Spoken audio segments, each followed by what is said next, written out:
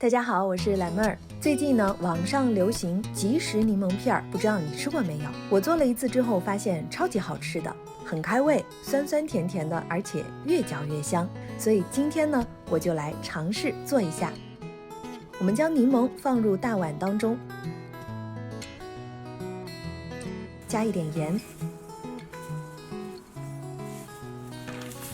用盐搓一搓柠檬的表面。再倒入适量的清水，把柠檬呢清洗干净。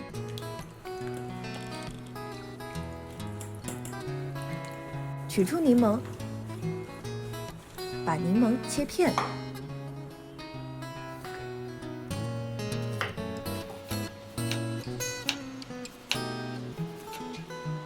我们把里面的柠檬籽给抠掉。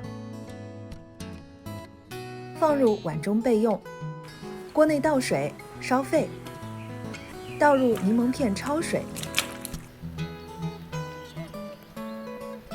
焯上1分钟就可以把柠檬捞出来了。这样做是能够减轻柠檬的苦味的。锅内倒入200克的水，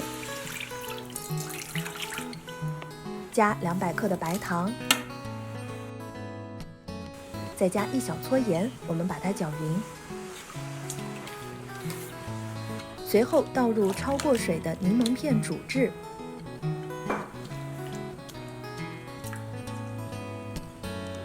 煮到柠檬片变透明，而且糖浆的颜色由浅变深，就可以关火了。就是这个样子。烤盘内铺上1层油纸，将煮好的柠檬片放在烤盘上，